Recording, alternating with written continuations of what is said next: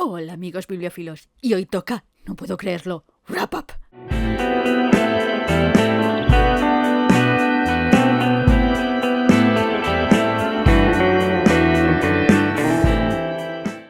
Sí, el resumen de las lecturas de, ¡ay madre, agosto! De 2021, que en total fueron 5 libros, que podríamos abarcar con el nombre de Gente Inadaptada. Porque sí, porque yo lo digo. Y sin más, comencemos. El primer libro que leí fue Cómo cambia el mar de Elizabeth Jane Howard. Como ya sabe todo el mundo que siga este canal y parte del extranjero, Elizabeth Jane Howard es la autora de Crónica de los Cazalet, esa tetralogía sobre una familia inglesa adinerada en la época de la Segunda Guerra Mundial y que es mi saga familiar favorita de todos los tiempos. Sí, lo he dicho. En este caso se trata de un libro autoconclusivo, pero sigue ciertas de las constantes que ya veíamos en su famosa saga. ¿Habla de infidelidad y de los altibajos de una relación de pareja? Por supuestísimo, como si fuera francesa de toda la vida. La cuestión es que, como siempre, está magistralmente escrito. Podría ser cliché y no lo es. No lo es porque la Howard tiene un gran dominio de los personajes y te permite ver lo que piensan, y como además dichos personajes pueden ser muy honestos consigo mismos o mismas, lo que sea que te narra parece lógico y sorprendente al mismo tiempo. Quiero decir, esto podría haber terminado de otra manera porque sería también lógico, pero no lo hace porque simplemente los personajes deciden que no. Porque lo que parece inevitable no suele serlo. En este caso tenemos 4 personajes, un dramaturgo que se encuentra en un momento de crisis creativa, su mujer enfermiza que le lleva aguantando las infidelidades, el secretario de él que siempre ha sido amigo y testigo amable de lo que se cocía, y una nueva y joven secretaria, porque la anterior... Bueno, con la anterior hubo un asuntillo sin importancia. Y a causa de este asuntillo, y para ayudar a la obra del autor, viajan todos a Estados Unidos. Ahí empieza todo, pero luego ves su viaje, el exterior e interior, y cómo se va cociendo todo a fuego lento. A fuego lentísimo. Que ya sabemos que la Howard es de ritmo pausado.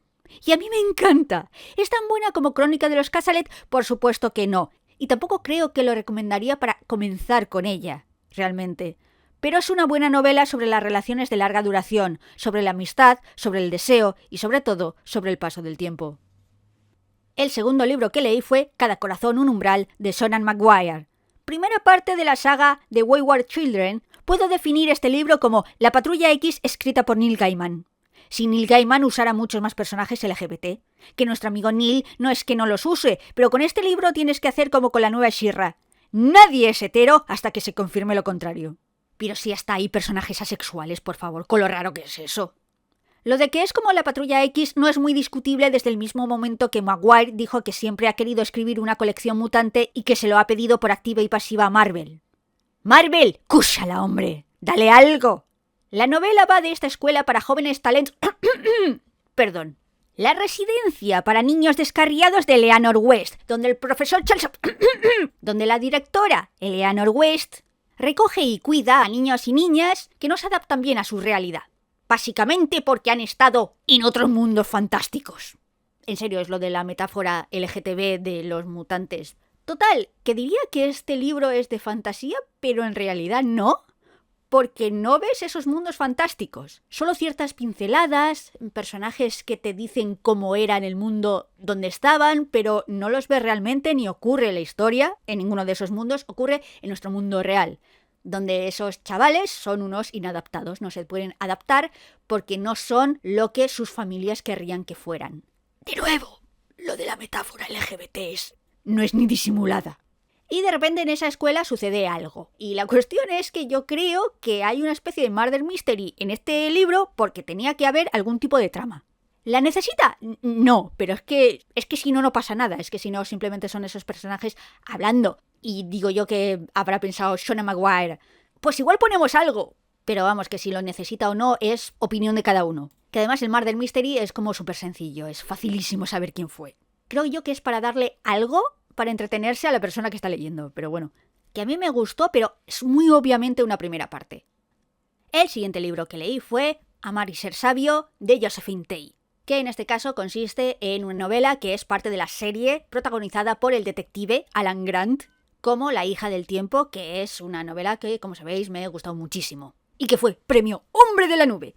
Total, en este caso tenemos al inspector Alan Grant, que va a una fiesta, invitado por una amiga suya, que es actriz y que vive en una especie de pueblo en la campiña inglesa, que está siendo, digamos, colonizado por artistas, y va a la fiesta de una escritora, cuyo nombre, por cierto, aparece en La hija del tiempo, y allí, pues, conoce a los invitados y conoce especialmente a un invitado en particular, y ya desde las primeras páginas se nos indica que ese invitado va a desaparecer. Y entonces luego es lo que nos cuenta qué ocurrió con el invitado y qué ocurrió con esas gentes del pueblo, que son gentes que son del pueblo, pero también los artistas.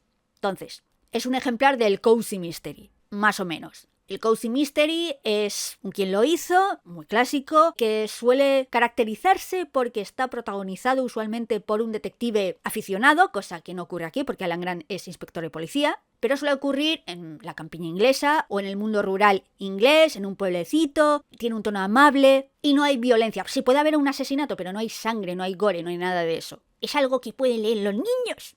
Total, que este es un buen misterio, es muy competente, es muy entretenido. Tengo que decir que en estas novelas protagonizadas por el inspector Grant, es como que se nota que Josephine Tey es conservadora. No es una crítica, no lo digo como una crítica porque es bastante normal en las escritoras de este género, empezando por Agatha Christie, que era conservadora en ciertos temas de hecho era reaccionaria. Escribió una novela simplemente porque le fastidió que se acabara la pena de muerte en Gran Bretaña, o sea, ese es el nivel. Pero la cuestión es que Josephine Tey en algunos temas como que se le nota más o es menos sutil que Agatha Christie en cuanto a sus opiniones conservadoras, o al menos en las opiniones conservadoras del protagonista, pero al mismo tiempo Josephine Tey es mucho más amable y mucho más comprensiva con la juventud, que no era Agatha Christie, porque yo me acuerdo de una frase de Miss Marple, que era: los jóvenes creen que los ancianos somos estúpidos, los ancianos sabemos que los jóvenes lo son. En plan, a ver.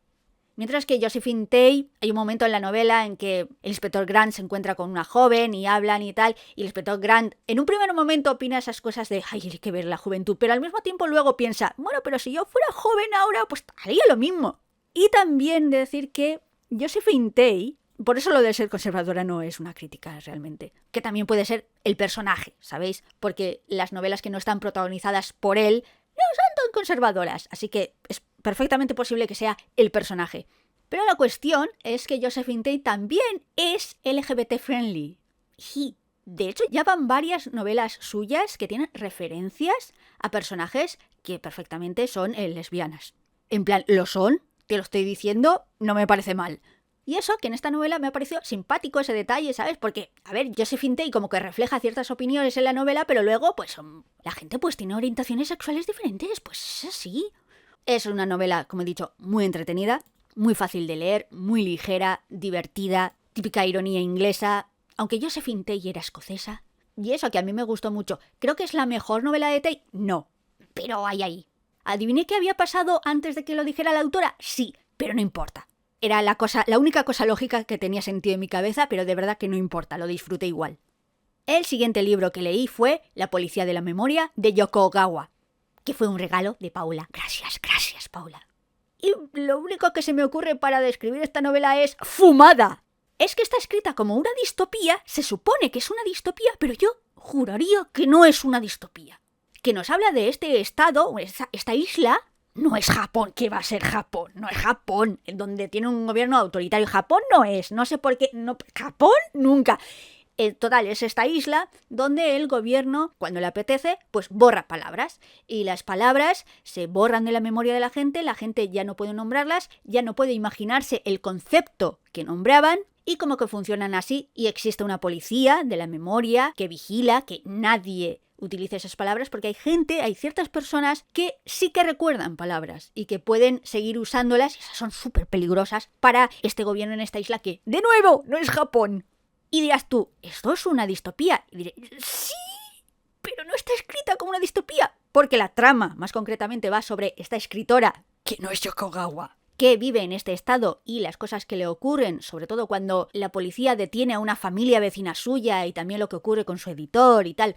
Y es como muy intimista y no es realmente una distopía. Y literalmente existe en esta novela una escena en la que se queman libros, pero juro que la sensación que da no es de distopía, porque creo que de lo que al final quiere hablar la autora es del proceso de creación y de la importancia de las palabras. no en el sentido de es que las censuran, o no solo eso, sino que son necesarias para poder expresar el mundo, para poder definir el mundo. Si no tenemos esas palabras, si no tenemos esos conceptos, esas cosas no existen. Y se ve claramente en una historia que ella está escribiendo sobre una mujer que pierde la voz y solo tiene una máquina de escribir para poder comunicarse, y vemos extractos de esa novela y todo conduce a lo mismo. Todo conduce a lo difícil que es la labor del escritor o de la escritora en este caso de poder elegir la palabra correcta, la palabra perfecta. La palabra precisa, la sonrisa perfecta. Que defina exactamente lo que quieres, porque cuando no te sale es como muy terrible. Y esto es como lo mismo, pero es también una distopía, pero es que de verdad no está contado realmente como una distopía. Lo es, pero es muy rara, es muy fumada y al final como que quiero contar muchas cosas, tiene varias tramas, no creo que cierre bien, es muy rara. A ver, de ella he leído La fórmula favorita del profesor y Perfume de hielo, y mientras que La fórmula favorita del profesor es una novela como muy cookie, es pequeña, intimista, que habla de los sentimientos, y sí, de nuevo, habla de la memoria. Y luego está Perfume de hielo, que habla también de recordar a una persona que se ha suicidado, de lo que queremos recordar o del ejercicio de memoria que hacemos para intentar descubrir en qué momento se pudo haber evitado, ¿no? Pero que tiene esos momentos que ocurren cosas raras sin explicación, rollo Haruki Murakami, que no me gustan. Y esto se parece más a Perfume de hielo, pero es que todas hablan de la memoria, todas hablan de lo mismo. De verdad, si me decís que esta novela es una metáfora muy elaborada sobre el Alzheimer, me lo creo, porque al final es en un búnker estaría la única persona que recuerda las palabras que no recuerdas. No sé, o sea, de verdad, si me dices, es una metáfora muy elaborada sobre el Alzheimer, digo, vale, porque como distopía es rarísima. Y el último libro que leí fue Ahí abajo, entre raíces y huesos, de Seanan McGuire, que es la segunda parte de esta saga de la que os hablaba, traducido como Niños descarriados. Total, que en esta segunda parte lo que vemos es la historia de dos personajes que aparecen en la primera parte de su paso por uno de estos mundos fantásticos. Y es la primera vez que realmente vemos un mundo fantástico de verdad durante toda o casi toda la novela, o en este caso novelette, es que tampoco es muy larga. Y me ha gustado más que la primera parte por eso, porque tiene más trama y porque está escrito como un cuento cruel. Ya sabéis, los cuentos para niños que tienen este narrador, que es un narrador omnisciente, que hace partícipe de la historia a la persona que está leyendo, al lector, a la lectora, de la misma manera que en los teatrillos para niños siempre hay algún personaje que se dirige a la audiencia. Les hace preguntas o le dice que les avise cuando viene el malo. Pues esto es un poco lo mismo. Diría que es como, por ejemplo, el narrador de Peter Pan. Es ese tipo de narrador, pero en un cuento cruel, en un cuento mucho más cruel, que ya está dirigido a una audiencia más adulta, como mínimo adolescente, y que no es tan misógino. O misógina, porque yo qué sé, puede ser narrador, narradora. Es una voz narrativa.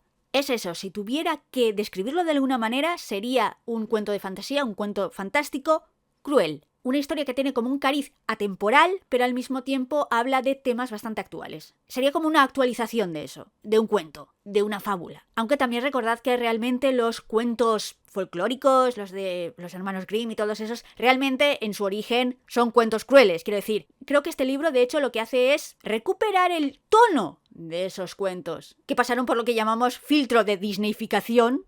Pero es eso, es retomarlos, pero en tiempos modernos. Y a mí por eso me gustó mucho, porque tienen el espíritu y además porque vemos más de personajes que habíamos conocido en el libro anterior. Y entonces creo que es una muy buena segunda parte y que de hecho es mejor que la primera parte, pero esto es cuestión de gustos. Y tengo curiosidad por saber de qué van las otras partes, qué cuentan.